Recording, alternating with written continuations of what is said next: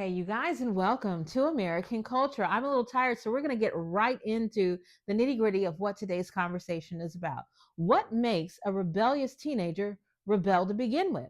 Well, first and foremost, there are a lot of things, but we're going to stick on the difference between emotional management and emotional mirroring. You see, a lot of times kids, they don't know how to manage their emotions because the people who are responsible for raising them, their guardians, never taught them. They don't know how to manage their emotions either. They don't understand why they get sad when they're happy, what this does, how to regulate things. You see, think of it like this, you guys. You're not going to graduate from high school and then get hired at a Fortune 500 company. In order to do that, you have to be able to show some skills. If they were going to put you in a management position, they want you to show that you know about what you're doing so that you can make everything work conducively. However, most kids, they don't.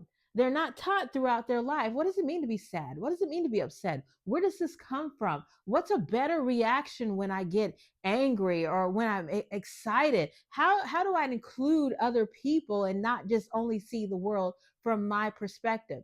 You see, most kids never learn emotional management skills because their parents never learn how to manage their emotions. And by the time you get to about 25 years old, I promise you, you're going to think that that's you can't be fixed, and then you're just going to try to find a whole bunch of people who will deal with the kind of mess that you are. I remember that age of my life very fondly, where I was like, I just want somebody who likes me for me. I was a dysfunctional mess who could barely get along with myself, yet I was begging for other people to get along with me and arguing my way through it. But that's a different story for another day. You see, what happens is that most people, kids who are in that age group between the ages of 13 and 17, they don't know how to manage their emotions because, like I said, their parents never learned how to do it either. So all they know how to do is mirror. And the number one way, parents, that you can figure out that your children are mirroring emotions is when you sit here and say, well, so and so is turning into their mother and I don't like her. So and so is turning into their father and I don't like them. Well, here's the thing, if so and so has turned into somebody, then they are simply doing what that reflection has told them to do. The mirror doesn't teach anything, you guys. All you can do when you see in the mirror is look and pick out the problems and try to fix yourself. All it's doing is telling you what's wrong. And so when you can sit there and say that so and so is growing into a person you don't like, well, guess what? They're going to grow into a person a lot of people don't like. A lot of people don't want to deal with. And so that should be a red flag. Oh, wait a minute, if they're turning into a dysfunctional human, maybe I'm not teaching them how to function correctly. You see, I'm going to give you guys a little lesson in emotional management by telling you the 9 different levels to hatred. Number one, it's when you're annoyed. Annoyed is usually you see somebody doing something that gets on your nerves, but you kind of recognize they're in their own little world doing whatever they do. The next stage is that you're irritated. That's when what's annoying you starts to kind of affect you. The next stage is that when you get unsettled, you see, a lot of times people, they don't even realize that there are stages to this. They don't notice anything until it becomes such a bother. It is getting in the way that I function, and now I must tell somebody about it. Most people would call this madness, but it's not. That comes a little bit later.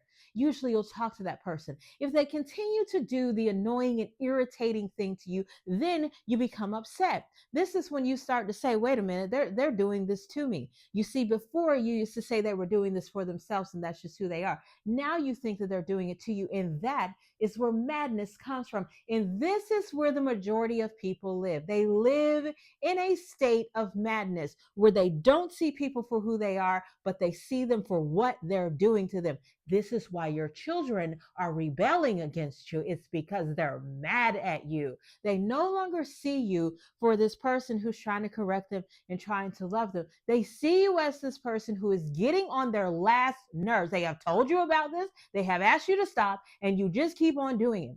Once madness happens, then they become angry. Angry is when we start to kind of act out on that madness. That's when I don't respect you as my mother. I don't respect you as my father, as my guardian, the person who's supposed to be leading me. I want to be in control. I have tried my hardest to play nice by you, and it's not working. All you keep trying to do is diminish me, push me down, make me feel bad, and I don't like that. So they get these little angry outbursts. And it's the angry outbursts along with the madness of they're not seeing that I love them. They're not respecting me. That leads to a very volatile situation. The next stage, stage 7, is violence or volatility. This is when they don't want to talk to you, they'd rather run away, they've shut down, they don't want to deal with it. The next stage is betrayal. Betrayal comes when you do something that is a violation, when you've broken the rules, when you've decided that you want to go and tell everybody my business, when you tell everybody that I'm the worst person on the planet Earth, when you're telling me that I'm the worst person on the planet Earth. Betrayal means that I can't trust you. I can no longer see what you're doing as love. And when people can no longer see the way that you're treating them as love, it turns into hatred. You see, you guys, you didn't think that there were so many layers involved in the dysfunction that leads to rebellion and then eventually hatred of somebody, but it does. Most of us, like I say, we live at that state of madness where I don't see you as you. I don't see you as trying to be loving. I don't see you as trying to be kind. I see you as somebody. I have done everything I possibly could to get you to understand how I feel so that maybe you would treat me better. But here's the thing about kids, they don't realize you don't know how to treat them better. Parents, I tell you, you've got to look at yourself and realize you don't treat you very good. You don't give you the highest level of respect. You don't put you in the best situations. You don't think about you first. You can only treat people to the highest degree to which you're willing to treat yourself, unless you're trying to win them over. And unfortunately, most parents, they're not trying to win their children over. They're trying to get them in a certain position. So, you guys, that's my little miniature lesson in emotions and how we react to them. And I guarantee you, many of the people out there have never gone that far and in depth with themselves. They never even saw madness as the disconnect between you being a good person and somebody who, no matter what I say to them, they just do not get that treating me this way is not going to make me happy. And once you start realizing that somebody just does not know how to treat you right, anger comes, volatility brings violations to betrayal, betrayal to hatred, and all of that leads to your children being rebellious against you because guess what? They got all these emotions and they don't know what to do with them. All they know what to do is mirror. And so if you've got a parent in the house that breaks down, that yells and screams every time you get mad, you got a kid that does it. You got a parent that's like, leave me alone. I'm leaving. I don't even want to deal with you right now. You don't get it. You're going to create kids that do the same thing. And so, parents, I say this the next time that you sit there and say, hey, listen, they're turning into so and so, and you don't like so and so, you have to see that for the red flag that it is. You're turning your children into somebody people who want peace in their life are not going to be able to deal with. And in order to fix this, we've got to turn the mirror around because, again, remember, the mirror cannot teach you. It doesn't talk to you. All it does is show you what's wrong. We've got to stop showing people what's wrong and giving them an example of what to do because this reflection is all that they know, and actually start asking them, well, how do you feel? Help me to understand. I'm going to learn how to respond better. But you actually have to acknowledge that, yeah, you do need to learn how to respond better to the things that are going on. So, yeah, you guys, teenage rebellion is not normal. Rebellion in general is not normal. I sit here in my 30s, finally learned the lessons that my mother never taught me.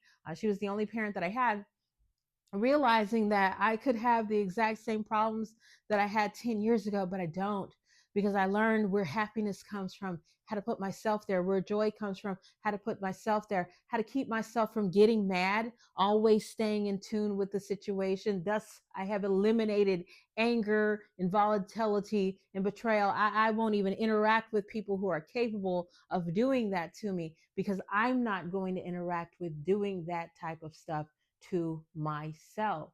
But again, these are all lessons that we have to instill in children from little babies. You know, we can't start doing this when they're 15, 16, 17 years old and expect them to get it. You haven't gotten it yet. You're in your 20s, your 30s, your 40s. So again, Part of the rebellion problem that you have with your children is because they don't know how to regulate and or manage their emotions, because they don't know the vast amount of emotions, what they do, where they come from, how to handle them, and so forth. All they know how to do is mirror you. They've learned nothing about who they are. And you say that every single time you say they're being like so and so. Clearly, they only know how to be like what they've seen, because nobody has helped them become themselves. Have a blessed day, you guys.